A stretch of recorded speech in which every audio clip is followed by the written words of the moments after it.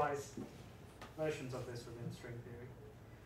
So let's just think about that from the purely Newtonian point of view. So what is the effective Newtonian gravity theory in this particular case? Well, the analog energy, analog local field theory, static field theory. Now you have the integral over the extra dimension, which is now infinite, but I'm still going to normalize it just for dimensions with an L, which sets the scale of the warping in the extra dimension. And then we should effectively replace the Laplacian type contribution with what you would get from if you're on anti-de Sitter space. So if you compute root minus g with this metric, because it's ADS5, you get 4 factors of this, so you get minus 4y over L. So there'll be an overall e to the minus 4y over L at front. Then you have a 1 over 8 pi g, e to the 2y over L, squared phi squared. This e to the 2y over L comes from this normalization here. And then you have phi dy squared. And I'll just assume that for a moment, I'll just assume that the density, the mass density, is distributed over the entire geometry. But in a second, I'll localize it onto the brane. Okay, so this is essentially the Newtonian version of the Randall-Sundrum model. And we can go through and solve it as before. So the equation of motion for the system can be written like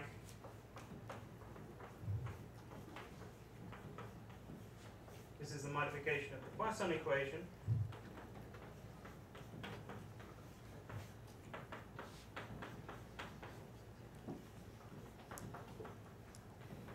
And I'll write it like that.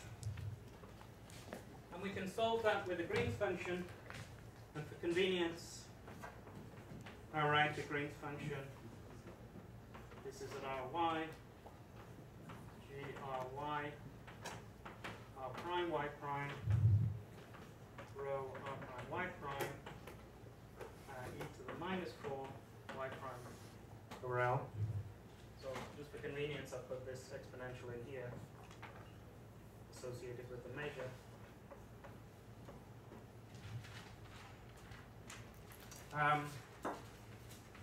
So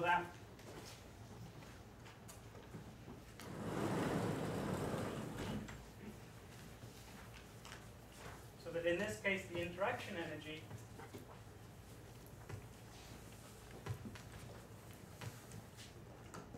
is given by the full formula of the interaction energy is minus a half g. That g is the Newtonian constant, which I guess we call it Gn for g Newton. Even though I've been confusing with the Green's function so far, but hopefully you won't be too confused by that. So we have now our double integral R prime, and then 2 mass distributions, Green's function,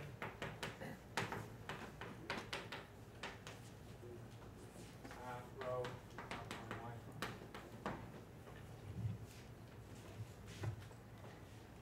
Now, and so the actual idea of the Randall-Sundrum model was a brane world scenario where we're actually localized on the brane. So our mass distribution is localized on the brane, which corresponds to saying that the density of matter here is entirely localized on the brane at y is null.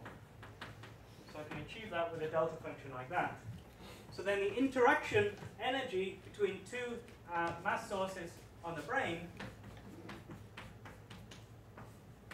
well, if I've got a delta function in each of these, that just gets rid of the y integrals. And so I now have a purely 4-dimensional type formula, a free space dimension, I guess I should say, between the mass distributions on the brane, in which it's the induced value of the Green's function on the brane that determines the force law.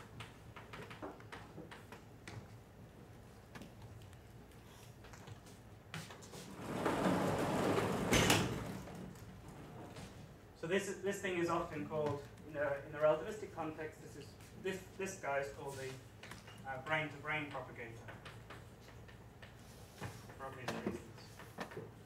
The brain-to-brain Green's function. And I'm looking only in the static limit.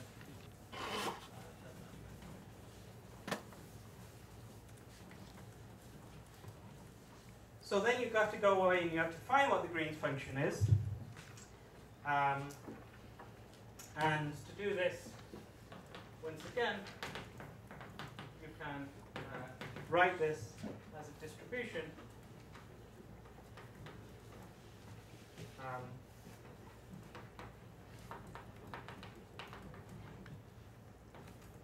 of massive modes. Sorry. Distribution of Yukawa type potentials times useful modes, where the phi m's here are just the solution for the mode equations, in which I replace the Laplacian by phi m itself. So I'm just solving this equation.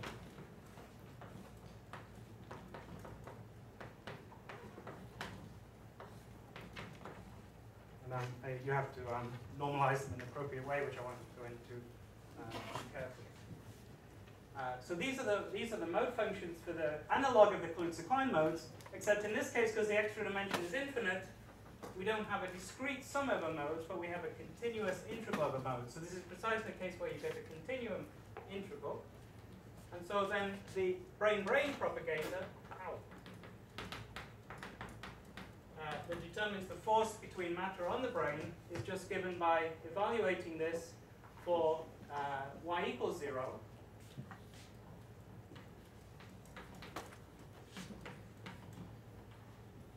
And then what you get is just phi m of 0 squared e to the minus m minus r prime. And we see precisely that this has the Kjellin-Lehmann spectral representation form, in which the spectral density, that I called d of m before, is now given by the induced mode functions for each mass m on the brain evaluated on the brain. Now, although not immediately obvious, once again, this gives a theory which reproduces four-dimensional gravity at low energies or in the infrared, and looks different in the ultraviolet. And the reason it still looks like four-dimensional gravity in the infrared is because this equation still admits a normalizable zero mode.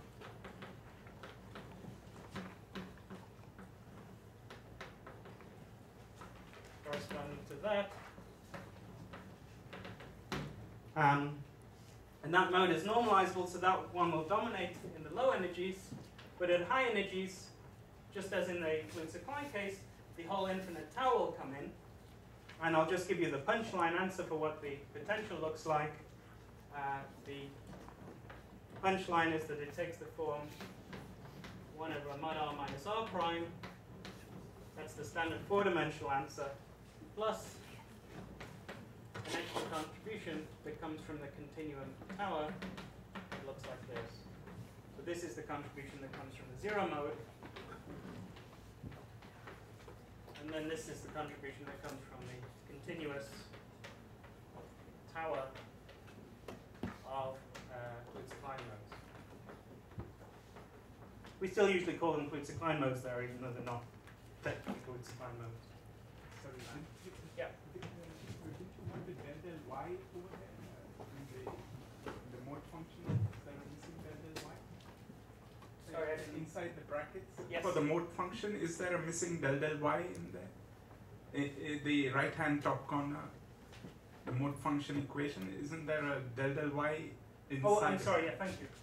Yeah, it's a second order differential equation. That's right. And then, otherwise the zero mode wouldn't have been a solution. So thank you for that. So this gives a slight variant on the Kaluza-Klein procedure. It's interesting because it's an infinite extra dimension. but it's still only a modification of gravity in the ultraviolet. In the infrared, it looks like four-dimensional gravity because I can neglect this. In the ultraviolet, it looks something like quite different. And so this, so whilst it was interesting in itself, that's not really the topic of these lectures. However, it is a warm-up to something, a slight variant on that idea, which will modify gravity in the infrared. So this was a different idea called the Tolley-Gabadadze-Parati model. The DGP model. And this effectively is one of the first sort of attempts to modify gravity in the infrared. And it also works with the idea that we have a brain. And we have an extra dimension, which goes from 0 to infinity, so it's an infinite extra dimension. So it's different than Kaluza-Klein theory. But it's also different than Randall-Sundrum in that there's no warping, so we can imagine that the extra dimension, the simplicity is just product extra dimension, and all the four-dimensional ones. And if that's all we did, we would never reproduce four-dimensional gravity anywhere. Basically, gravity would always be five-dimensional. However, the trick is to modify the boundary conditions to essentially provide a localized graviton mode, localized on the boundary. And this is quite simple to do by adding a kinetic term. I'm calling it kinetic, although really I'm at the static limit, so it's really gradient energy. But within abusive notation, we're adding a kinetic term on brane as well as in the bulk. So in my Newtonian toy model, this corresponds to doing the following. We have our energy integral, which is now over the 5 dimensions, or 4 space dimensions.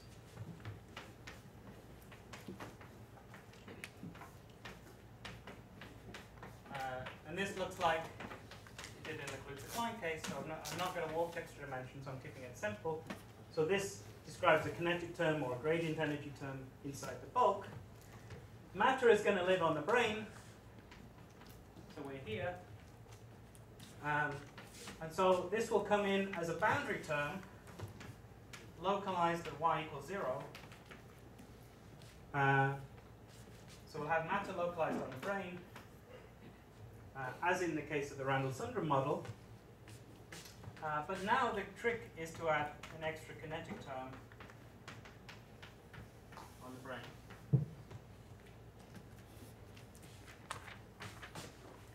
So there are 2 kinetic terms, gradient terms. And this will have the trick of achieving a modification in which gravity will interpolate between 4-dimensional gravity and 5-dimensional gravity, but in the exact opposite way to Kaluza-Klein theory. So it's going to end up being that it'll look 4-dimensional at high energies and 5-dimensional at low energies. And essentially the way this works is that we have these 2 kinetic terms, these 2 gradient energy terms. There'll be some region where this is the dominant one, and that determines the dynamics, and then I can neglect this. And then there'll be some region where this is the dominant one, and then I can neglect that. And those are the 2 different regimes. And let's just see how that works. So this region, here is our brane. This region here is usually called the bulk. And so to solve this system, let me the simplest way to do this is as follows. So we write down the equation of motion inside the bulk.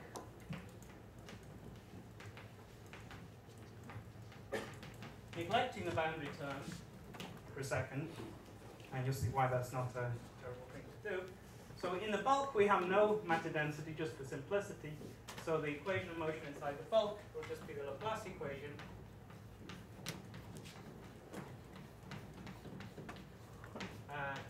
In 4 space dimensions. Now, what we're going to do is think about solving this in the y direction. And in the y direction, it's a second order differential equation. So there are two solutions. However, we have an infinite extra dimension here. So we want to have it that we're looking at modes which don't blow up at infinity. So that'll fix our solutions to be the ones that will fall off. And so the formal solution of this equation, which you can easily convince yourself that does that, is the following.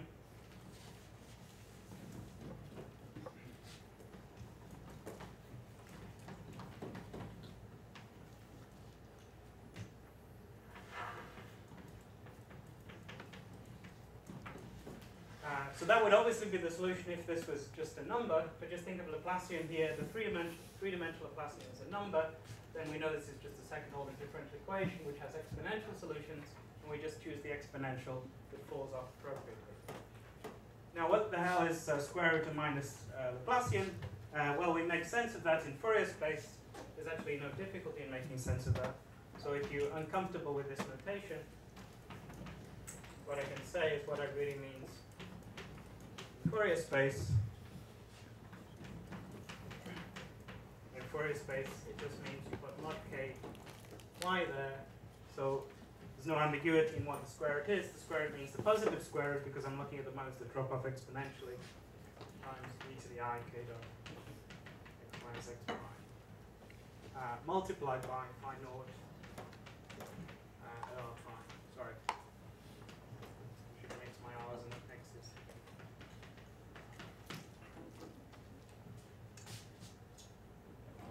And it's also obvious from this representation that the value of the field on the brane is precisely what I call the phi naught. So what we've been able to do is write the solution in the bulk in terms of arbitrary boundary value on the brane. But that's not really providing the full solution because I haven't told you what the brane value of field is. But to get that, it's easiest then to take this solution and substitute in this energy formula to get an effective theory on the brane. And to do that, note that because inside the bulk we're solving the equations of motion, and this thing up to a boundary term is 0.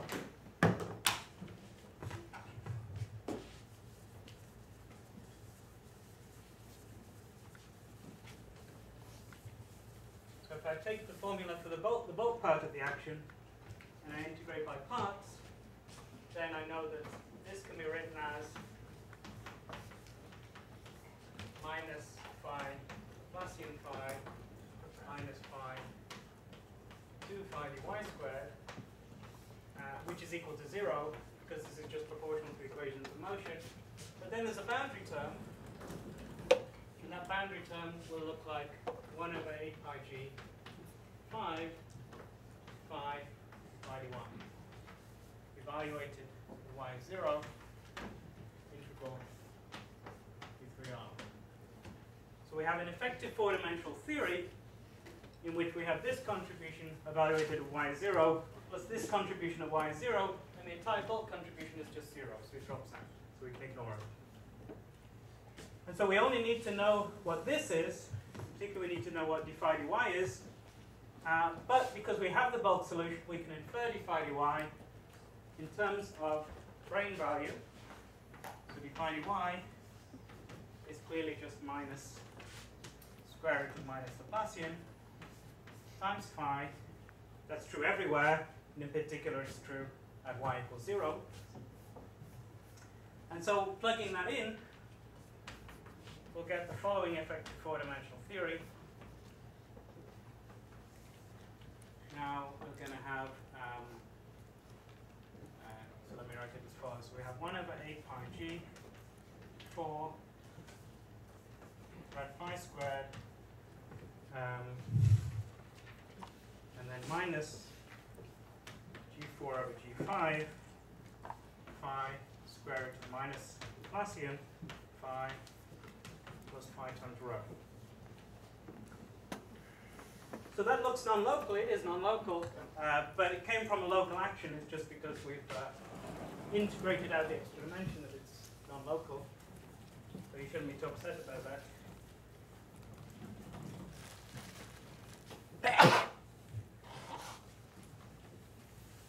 And it gives a modified theory, in which now the modification of the Poisson equation is just the following. You've got Laplacian, and let me introduce the parameter phi is called by G rho, where this parameter is set to mass scale with just the ratio of here the Newton constant in the 4-dimension, the 5-dimension. So the coefficients of each of these two terms, which can in general be different. So that sets, in fact, they've got different dimensions, so it's always different. So that sets a mass scale in the problem. So this determines the modified propagator, the modified Green's function in the system. So the Green's function is going to be integral to 3k on 2 pi cubed and e to the I k dot r minus r prime over k squared plus m naught mod k. So once again, although this looks funny in terms of real space because of the square root, in Fourier space it's just a perfectly respectable thing. And in fact, this propagator in momentous space can once again be written as a spectral density in terms of a superposition of, this is the Fourier space version of the Yukawa potential. It's just the, if you think about it, it's just like the Feynman propagator. This isn't the Feynman, it's the static version of the Feynman propagator for a massive particle. So we have a spectral density in which the spectral density turns out to be of the following form.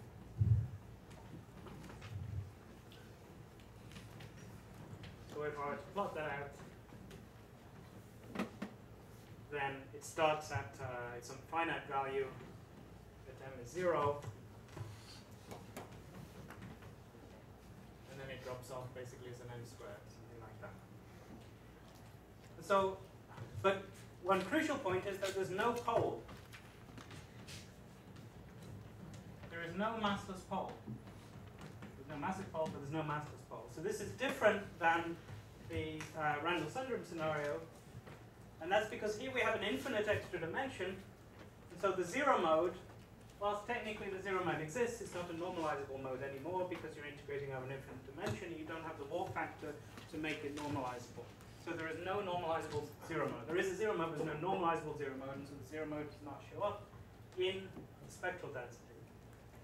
And that means you recover a theory in which nevertheless, this thing falls off sufficiently fast that we can effectively say that what we have is effectively a theory of a massive graviton. Although there's no pole, so it's a resonance theory.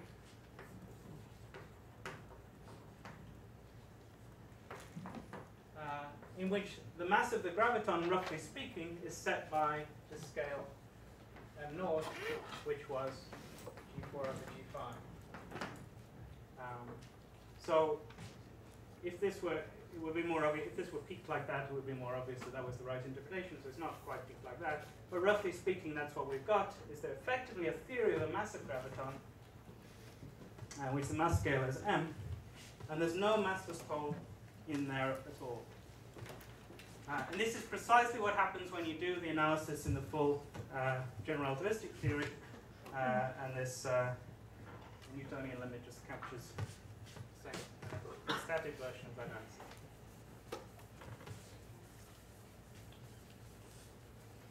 So, in this DGP model, even though we started with more or less the same ingredients as the Kaluza-Klein and the Randall-Sundrum, we just have extra dimensions.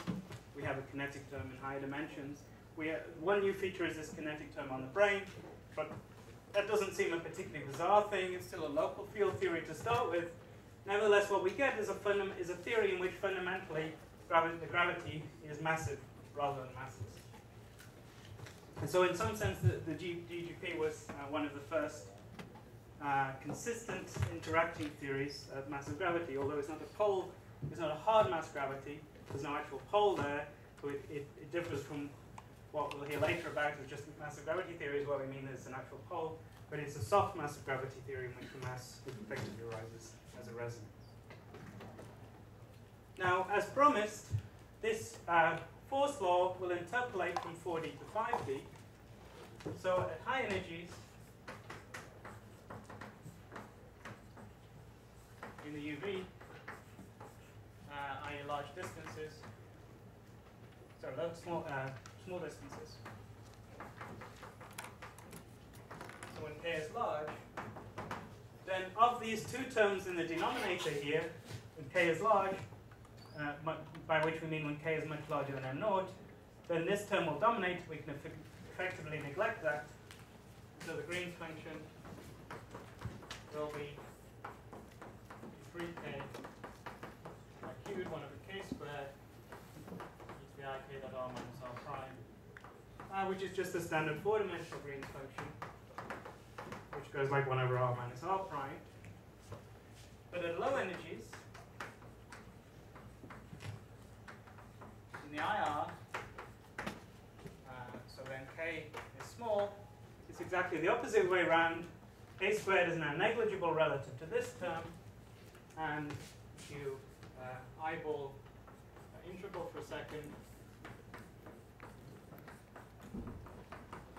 then you see that in this regime, just by counting powers of k, I think k goes like 1 over r, so there's a k cubed, k there, so it's like k squared, so the whole thing will go like 1 over r squared, which is what it does, so it basically scales like 1 over r squared. And 1 over r squared is precisely the potential form for 5-dimensional, i.e. 4 plus 1 dimensional gravity.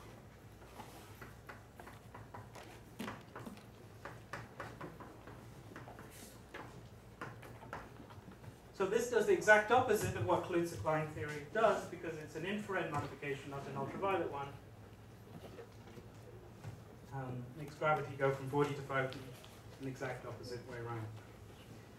So the full nonlinear interacting theory that does this is just the obvious covariant version of what I've written down.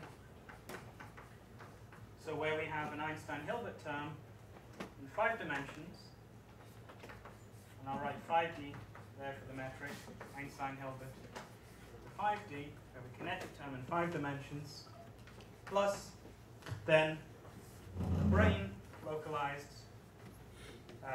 we can choose coordinates so the brain is localized at y0, that's not too important. And on the brain, we have an Einstein-Hilbert term built out of 4D induced metric, and that's on the brain, plus then Lagrangian for matter. So matter is localized on the brain. So this was the DGP model. Sorry, Andrew. Yeah. Oh, I'm wondering. So in principle, I can consider the terms on the membrane as like effective terms. Yes. So in principle, I can add, for instance, like extrinsic curvature and right. Einstein tensor. That's right. And for some reason, I think they chose the coefficient of the extrinsic curvature to be exactly twice of the M5, sorry, G5. For some reason, I think the coefficient in front of the extrinsic term would be exactly. Yeah, I'm being lazy because I should. With this, I had to Gibbons Hawking boundary term. Right. Yeah. I mean, anyway. Yeah. So I guess my question is that possible? I can choose that coefficient to be arbitrary. Then, because based on the argument that it's basically an effective term, there will be no reason why this coefficient should be fixed. Then we suffering the problem of the variation, right? Because you do not have the standard Gibbons Hawking term. That's right, but you're all allowed to add. For instance, I want to add